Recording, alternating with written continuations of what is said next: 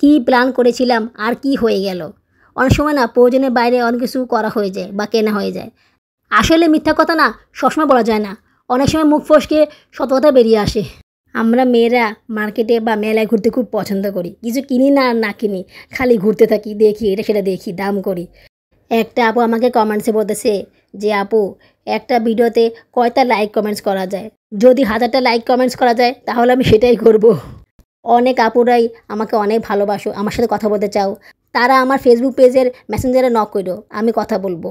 অনেক সময় অনেক কিছু হয়ে যায় যেটার জন্য মানুষ প্রস্তুত থাকে না, যেটা অটোমেটিক হয়ে যায়। মানে আমি অবাক হয়ে গেলাম ওর বিহেভিয়ার দেখে। আমরা মধ্যবিত্তরা আসলে কোনো কিছু কিনলে অনেক চিন্তাভাবনা করে অনেক বুঝে শুনে কিনি। ওই জিনিসটা যদি নষ্ট হয়ে যায় বা বেশি দিন ইউজ করতে না পারি তখন অনেক বেশি খারাপ লাগে। আবার চাইলেও সেই জিনিসটা আবার কিনতে পারি না, সেটার জন্য আমাদেরকে অনেক কষ্ট করতে হয়।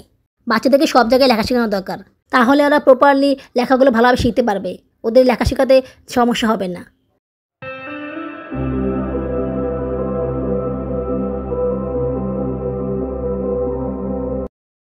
আসসালামু আলাইকুম, আমার চ্যানেল এবং পেজে তোমাদের সবাইকে স্বাগত জানাচ্ছি। তোমরা সবাই কেমন আছো? আশা করি আল্লাহর রহমতে ভালোই আছো। আমিও ভালো আছি আলহামদুলিল্লাহ। দেশে এবং বিদেশ থেকে যারা আমার ভিডিওটি দেখতেছো তাদের সবাইকে জানাই আমার পক্ষ থেকে আন্তরিক অভিনন্দন ও ভালোবাসা। নতুন আরও একটি ব্লগ নিয়ে আবার তোমাদের সামনে হাজির হলাম। কি ভাবতেছো কোথায় আছে আমি? আমি আছি মেলায়। স্কুলের পাশে মেলা বসেছে।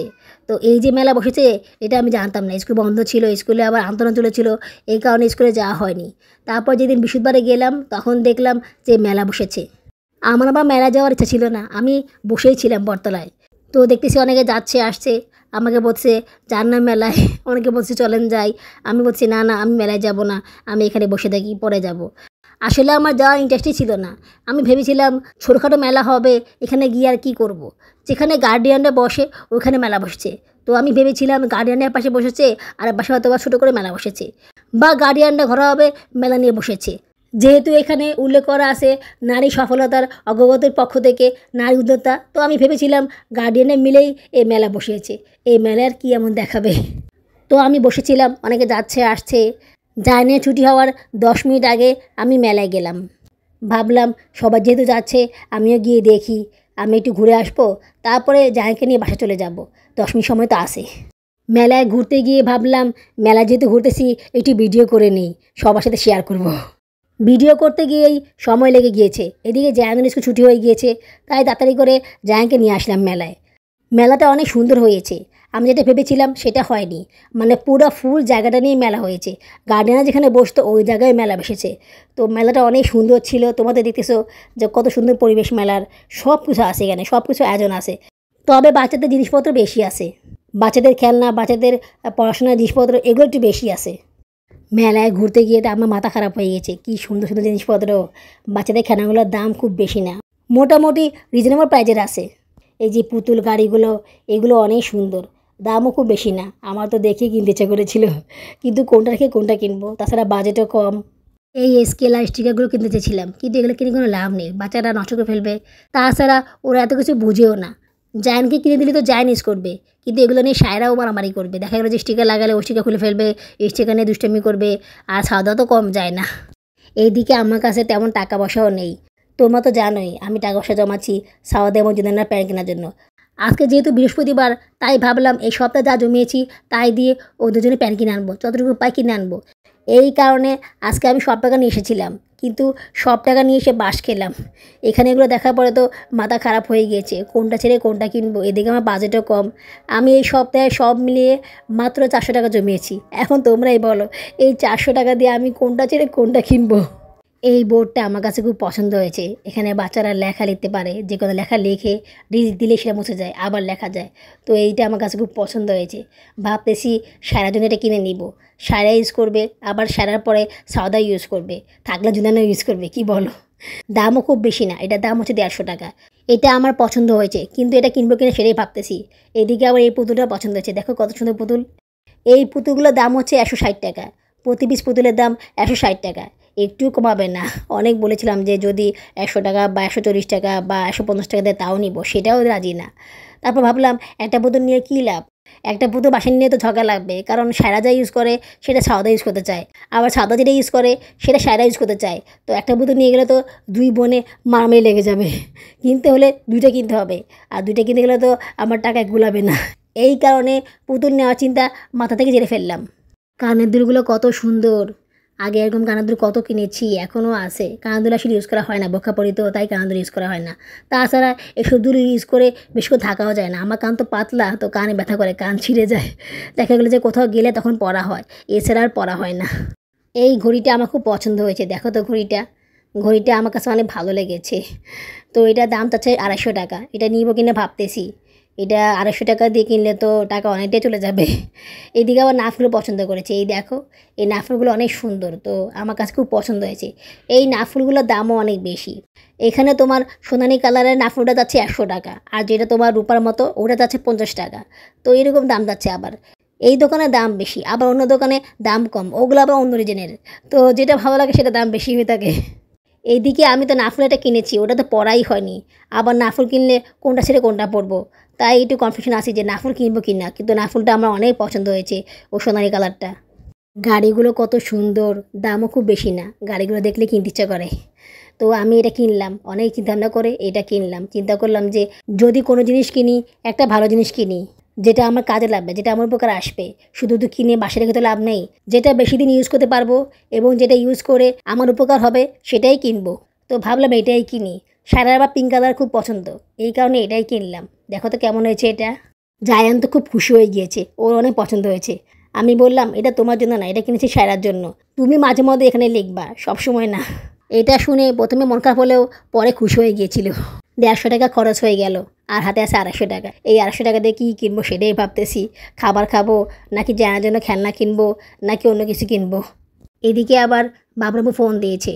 উনি আবার সবসময় ফোন দেয়, আমি কোথায় আসি না আসি এগুলো উনি জানে। তো উনি আমাকে ফোন দিয়েছিল, আমি আবার বলে দিয়েছি যে আমি মেলায় আসি। ব্যাস, এটা শুনেই তো ওনার মাথা গরম হয়ে গিয়েছে।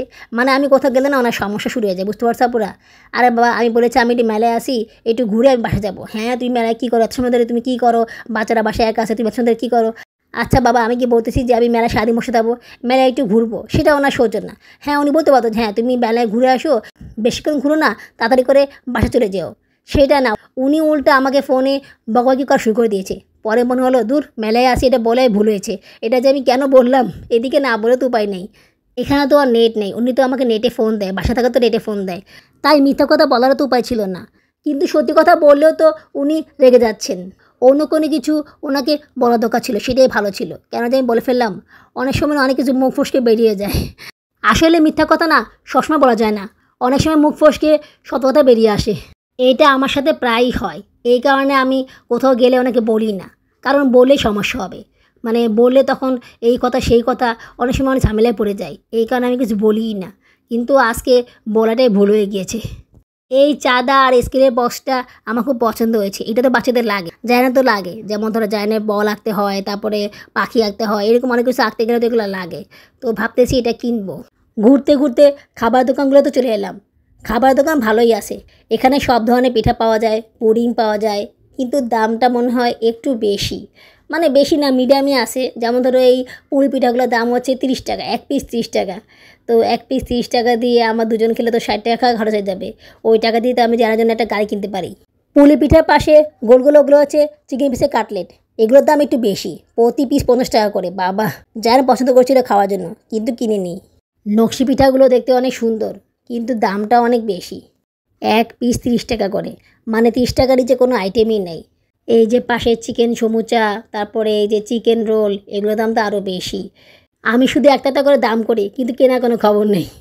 এগুলোর দাম হচ্ছে 60 টাকা করে, এক পিস 60 টাকা। বাবা, পপকর্নগুলো 50 টাকা করে, মানে দামের ফুলঝুরি বসেছে এখানে। ভাবলাম জানেন তো পিজা খেতে খুব পছন্দ করে, ওকে একটা পিজা কিনে দেই। ছোটো পিজার দাম আর কত নিবে। বাবা, এই পিজাটার দাম 60 টাকা। দেখেই পেট ভরে যাচ্ছে, কিনবো কি। আমি না একটা জিনিস খেয়াল করলাম, জানেন না কোনো জিনিস কেনার প্রতি বা খাওয়ার প্রতি অতটা আগ্রহ নেই। মানে বাচ্চারা বলে না যে এটা কিনে দিতেই হবে, এটা কিনে দাও দাও, না দিলে হবে না, মানে কান্নাকাটি করে, জোর করে। ও না সেগুলো কিছুই করতেছে না। আমি দেখাই এটা সুন্দর, হ্যাঁ সুন্দর, এটা কিনবো, হ্যাঁ কিনো। এটা ভালো না, ওটা কিনি, হ্যাঁ কিনো। এটা সুন্দর, হ্যাঁ এটা সুন্দর। মানে আমি যা বলতেছি তাই, ও নিজ থেকে আমাকে কিছু বলছে না যে আম্মু আমাকে এটা কিনে দাও, ওটা কিনে দাও। সে শুধু আমার সাথে ঘুরতেছে আর দেখতেছে, ধরতেছে, বাট সে বলছে না যে আম্মু আমাকে এটা কিনে দাও, এটা কিনে দিতেই হবে, এটা না কিনলে হবে না, এটা আমার খুব পছন্দ হয়েছে, এরকম কিছুই না। এরকম সেম হচ্ছে খাবারের দোকানগুলোতেও। সে খাবারের দোকানগুলোতে গিয়েও এরকম করতেছে, এটা নিবা না ওটা নিবা, বলছে আমি এটা নিব, এটা নিবা তো, হ্যাঁ এটা নিব। পরবর্তীতে আমি এটা কিনতেছি না, সে কিছু বলছে না যে আম্মু তুমি এটা কিনতেছো না কেন, বা আমি এটা খাবোই, ওরকম কিছুই না। মানে আমি কিনতেছি না, তা আমাদের কোনো হেডেক নেই যে আমি এটা কিনতেছি না কেন। সে বলছে আম্মু কিছু কিনবা, আমি বলছি না কিনবো না। মানে আমি অবাক হয়ে গেলাম ওর বিহেভিয়ার দেখে। সায়রা যদি হতো না আমার মাথা খেয়ে ফেলতো, সায়রা হলে তো পাগল বানিয়ে ফেলতো। খাবারের কথা তো বাদই দিলাম, খেলনাগুলো নেওয়ার জন্য সে অস্থির হয়ে যেত। জায়ানকে নিয়ে মেলায় ঘুরবো একটা টেনশন ছিল আমার মধ্যে। আমাদের বাজেট কম, ও যদি কোনো খেলনা নেওয়ার জন্য জোর করে বা একটু কান্নাকাটি করে তখন আমি কী করবো, বা ও যদি কোনো কিছু কিনতে চায়, ওকে যদি কিনে দিতে না পারি তখন তো আমার কাছে খারাপ লাগবে। কিন্তু আজকে সেটা কোনো কিছুই হলো না। যাক আমি বেঁচে গেলাম। আমার ছেলেটা অনেক লক্ষ্মী মাশাল্লাহ, সে মায়ের কষ্ট বুঝে। যে খেলনায় আমি দেখি ও দেখে ধরে, কিন্তু কিছু বলে না যে এটা কিনে দাও। যদি আমি বলি তাহলে দাও, না বলে নাই। আমরা মেয়েরা মার্কেটে বা মেলায় ঘুরতে খুব পছন্দ করি, কিছু কিনি না আর না কিনি, খালি ঘুরতে থাকি, দেখি এটা সেটা দেখি, দাম করি, কেনার তো কোনো খবর নেই, এটার দাম কত ওইটার দাম কত, মানে দোকানদারের অবস্থা খারাপ করে ফেলি। এখানে সবগুলো নাকের নথ, নথগুলো অনেক সুন্দর, দামও কম আছে, কিন্তু আমি নথ ইউজ করবো না, নথ ইউজ করলে নাকের ছিদ্র বড় হয়ে যায়। তাছাড়া আমার কিনতেও ইচ্ছা করতেছে না, যে নাকুনটা প্রথমে দেখেছিলাম ওটাই খুব পছন্দ হয়েছে, কিন্তু দাম তো কম হচ্ছে না। চুড়িগুলো অনেক সুন্দর, আমার পছন্দ হয়েছে, দামও কম আছে। বাসায় পড়ার জন্য আমার চুড়ি দরকার, বাবুরাব্বাকে কত বলতেছি যে আমার জন্য চুড়ি কিনে দিতে, দেওয়ার কোনো খবর নেই। যখন আমি ইন্টারে পড়তাম তখন আম্মা আমাকে নাকের নথ বানিয়ে দিয়েছিল, 2বার আমাকে নাকের নথ বানিয়েছিল, স্বর্ণের নথ। তো ওই নথ পরে আমি কলেজে যেতাম, কোচিংয়ে যেতাম, তো সবাই বলতো আমার বিয়ে হয়েছে কিনা, বিয়ে হয়েছে কিনা। মানে নাফুল পড়লেই সবাই প্রশ্ন করে যে আমার বিয়ে হয়েছে কিনা, আর নথ পড়লে তো সেটা বেশি বোঝা যায়, বেশি চোখে লাগে। তো এই কারণে না মানুষ আরও বেশি করে জিজ্ঞেস করতো, এই কারণে জিদ করে নাফুল পরে বন্ধ করে দিয়েছিলাম। মার্কাগুলো সুন্দর আছে, এক পিস 40 টাকা করে। আমাকে কয়েকটা মার্কা কিনতে হবে, জার্নের খাতায় লিখে দিতে হবে, বার্ষিক পরীক্ষা, টিউটোরিয়াল পরীক্ষা, তারপরে বাসার খাতা, রাফ খাতা, এগুলো লিখতে হবে। কলম দিয়ে লিখলে না ভালোভাবে বোঝা যায় না। কিন্তু এই মার্কাগুলো মনে হচ্ছে ভালো হবে না, যেগুলো 50 টাকা করে দেখেছিলাম ওগুলো ভালো হবে। পরে আবার ভাবলাম মার্কা তো দোকান গেলে কিনতে পাওয়া যাবে, যেগুলো দোকানে পাবো না, যেগুলো একটু আনকমন, সেগুলোই কিনি। কথা বলতে বলতে সেই কথা বলতে ভুলেই গেলাম। আপুরা তোমাদের এখন পর্যন্ত আমার ভিডিওটি দেখতেছো কিন্তু একটা লাইক করনি, তারা প্লিজ একটা লাইক করে দিও। লাইক করে দিলে কাজ করার অনেক গুণ বেড়ে যায়। আর যদি খুব বেশি ভালো লাগে থাকে তাহলে আমার এই ছোটো চ্যানেলকে সাবস্ক্রাইব করে আমাকে আপন করে নিও। ভিডিওটি সম্পূর্ণ দেখার পরে একটা কমেন্টস করে দিও, তোমাদের একটা কমেন্টস আমাকে কাজ করার জন্য অনেক বেশি অনুপ্রাণিত করে, তাই কমেন্টস করতে ভুলে যেও না কিন্তু। এই গাড়িগুলো আমার খুব পছন্দ হয়েছিল, ভেবেছিলাম এগুলো কিনে নিবে একটা, কিন্তু সেটাও কিনতে পারলাম না। একটা আপু আমাকে কমেন্টসে বলতেছে যে আপু একটা ভিডিওতে কয়টা লাইক কমেন্টস করা যায়, যদি 1000টা লাইক কমেন্টস করা যায় তাহলে আমি সেটাই করব। মানে আপুটার কথা শুনে আমার হাসিও পেলো, আবার খুব ভালোও লাগলো। আপুটা আমাকে কত ভালোবাসে যে বলতেছে কয়টা লাইক কমেন্টস করা যায়। আপুরা তোমরা সবাই মিলে একটা করে লাইক করলেই আমার ভিডিওটা অনেকজন মানুষের কাছে পৌঁছে যাবে, সেক্ষেত্রে আমার ভিডিওটা রিচ বেড়ে যাবে। তো একটা আইডি থেকে একটা লাইকই করা যায়। তো অনেকে আছে যে ফেক আইডি দিয়ে 1000টা লাইক করে, 1000টা কমেন্টস করে, আসলে ওই 1000টা লাইকের বা 1000টা কমেন্টসের কোনো দাম থাকে না, কারণ সবাই তো তোমার ভিডিও দেখবে না, তাদের ভালো লাগবে তারাই দেখবে। তুমি যদি লাইক করো সেটা আরও কয়েকজনের কাছে যাবে, সেটা খুব বেশি মানুষের কাছে যাবে না, কিন্তু যারা পছন্দ করে ওদের কাছে যাবে, সেক্ষেত্রে ওরা দেখবে। বা তুমি যদি অনেকগুলো লাইক করো, অনেকগুলো কমেন্টস করো, সেক্ষেত্রে ইউটিউব কী করবে জানো, সেক্ষেত্রে ইউটিউব আরও বেশি মানুষের কাছে এটা পৌঁছে দিবে। কিন্তু তখন কী হবে জানো, তখন অত বেশি মানুষ আমার ভিডিও দেখবে না, পছন্দ করবে না, তখন ওরা সে ভিডিওটা ইগনোর করবে, সেক্ষেত্রে আমার ভিডিওটা রিচ আরও কমে যাবে। এই কারণে রিয়েল লাইক কমেন্টসে অনেক মূল্য আছে। মানে রিয়েল লাইক কমেন্ট যারা করে ওদের ভিডিও ভিউজ বেশি হয়, কারণ ওরা কোনো কিছু ফেক করে না। আর যারা ফেক করে ওদের ভিডিওতে সেই পরিমাণ ভিউজ হয় না। তো আমি সেটা চাই না, আমি চাই মানুষ আমাকে ভালোবেসে পছন্দ করে লাইক দিক, কমেন্টস করুক, এতেই আমি অনেক খুশি। তোমরা বিশেষ করবে কিনা জানি না, আমার ফেসবুক পেজে মাত্র 51টা ফলোয়ার্স, মাত্র 51টা ফলোয়ার্স। আমি কোনো ফেক করিনি, ফলোয়ার্স আদান প্রদান করিনি, এসব কোনো কাজই আমি করিনি। 2-1জন আছে আমার বন্ধু বান্ধব, ওরা করেছে, আর বাকি সবগুলোই আননোন, যারা আমাকে পছন্দ করে আমাকে ফলো করেছে। এবং আমি কোনো শেয়ারও করিনি, প্রথম কয়েকদিন শেয়ার করেছিলাম, তারপর আমি আর শেয়ার করিনি, এত সময় কই। আলহামদুলিল্লাহ আমার ফেসবুক পেজে ভিডিওতে ভালোই ভিউজ হয়, ভালো মানে অত ভালো ভিউজ না, মোটামুটি ভিউজ হয় আর কি। এই চুলে কাটাগুলো আমার খুব পছন্দ হয়েছে, কিন্তু এগুলোর দাম অনেক বেশি, প্রতি পিস 100 টাকা করে। অনেক আপুরাই আমাকে অনেক ভালোবাসো, আমার সাথে কথা বলতে চাও, তারা আমার ফেসবুক পেজের মেসেঞ্জারে নক করো, আমি কথা বলবো। অনেকে আমাকে মেসেঞ্জারে মেসেজ পাঠায়, কিন্তু আমি রেসপন্স করি না। দেখা গেল যে মেসেজ তো খুব বেশি আসে না, 2-1টা আসে। এই কারণে অনেক সময় রেসপন্স করা হয় না। তো যদি কারো মেসেজে আমি রেসপন্স না করি, তোমরা প্লিজ আমাকে কমেন্টসে বলে দিও। কমেন্টসে বলে দিলে আমি মেসেঞ্জারে গিয়ে সেটা রেসপন্স দিব।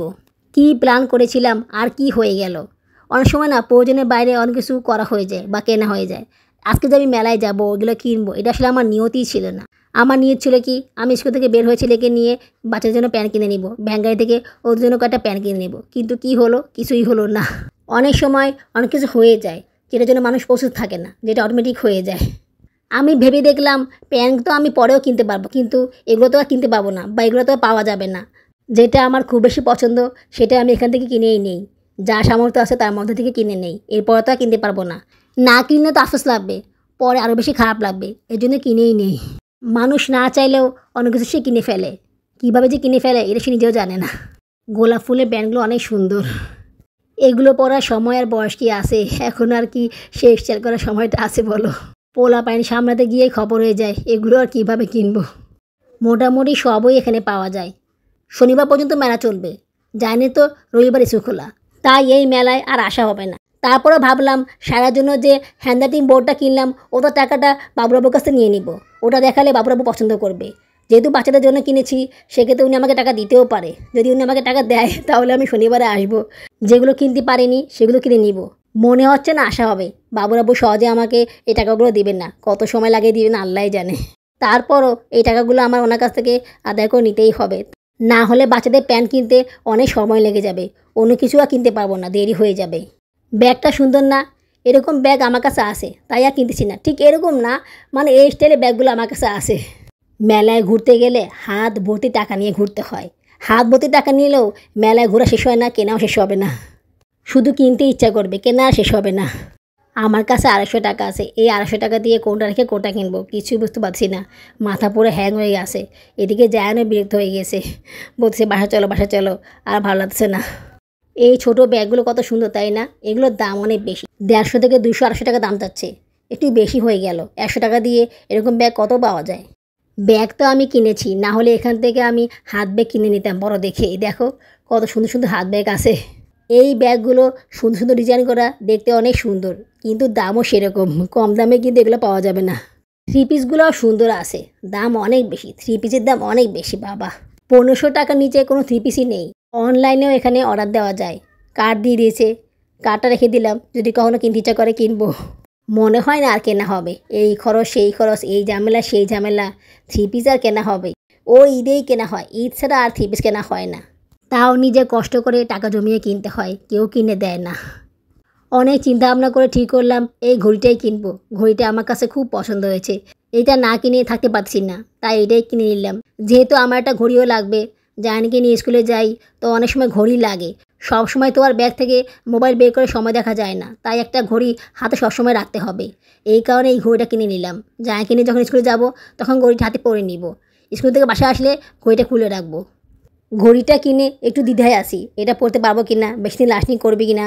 যদিও ওরা বলেছে যে এটা 6 মাস 1 বছর কিছু হবে না, ইউজ করা যাবে, তারপরে একটু সন্দেহ আছে মনের ভিতরে। যাই হোক কিনে নিলাম, মনের ভিতরে কোনো আফসোস রাখলাম না। পছন্দ হয়েছেই কিনে নিয়েছি, নষ্ট হলে হবে, কি আর করার। তবে মনে হচ্ছে দোকান থেকে কিনে নেওয়াই ভালো হতো, এখান থেকে না কিনে দোকান থেকে কিনে নিলেই ভালো হতো। দামটাও সেম হতো, খুব বেশি পার্থক্য হতো না, বরঞ্চ আরও কমে পেতাম। যাই হোক কিনে ফেলেছি, কি আর করার। আমরা মধ্যবিত্তরা আসলে কোনো কিছু কিনলে অনেক চিন্তাভাবনা করে অনেক বুঝে শুনে কিনি। ওই জিনিসটা যদি নষ্ট হয়ে যায় বা বেশি দিন ইউজ করতে না পারি তখন অনেক বেশি খারাপ লাগে। আবার চাইলেও সেই জিনিসটা আবার কিনতে পারি না, সেটার জন্য আমাদেরকে অনেক কষ্ট করতে হয়। সায়রা তো অনেক খুশি হয়েছে এই বোর্ডটা পেয়ে, সাউদাও খুশি হয়েছে। দেখো ওকে সরাসরি লেখাচ্ছি, ও সরাসরি লিখতে পারে, রসই দেখেই লিখতে পারে না, সেটা এখন শেখাচ্ছি। ওই দেখো সরিও লেখে উল্টা, মানে আগে গোল না দিয়ে আগে ওই পাশেটা দেয়, দেখছো? এখানে হাতে লেখা শিখতে গেলে একটা অসুবিধা হয়, কোনো লেখা যদি ভুল হয় তাহলে সব বুঝতে হয়। তাই সায়রাকে এখানে লেখা শেখাবো না, সাউদাকে দিব, ও লেখা শিখবে, মজা করবে। আপাতত কয়েকদিন সায়রা লেখা শিখুক, দেখি কি হয়। আসলে এগুলো বাচ্চা মানুষের জন্য, লেখা শেখার জন্য এটা আসলে প্রপারলি কাজ করে না। হ্যাঁ, যারা প্রথম লেখা শিখবে, পেন্সিল ধরা শিখবে, ওদের জন্য এটা ঠিক আছে, কিন্তু যারা লেখা শিখে গেছে বা পেন্সিল ধরা শিখে গেছে, ওদের জন্য এখানে লেখা শেখাটা একটু কষ্টকর হয়ে যাবে। তারপরও আমি সায়রাকে লেখা শেখাচ্ছি, দেখি কতটুকু শেখানো যায়। খাতায় তো লেখা শেখাবোই, মাঝে মধ্যে এখানেও লেখা শেখাবো, প্র্যাকটিস তো হবে, কি বলো? বাচ্চাদেরকে সব জায়গায় লেখা শেখানো দরকার, তাহলে ওরা প্রপারলি লেখাগুলো ভালোভাবে শিখতে পারবে, ওদের লেখা শেখাতে সমস্যা হবে না। আজ এটুকুই, আগামী ব্লগে দেখা হবে। আল্লাহ হাফেজ।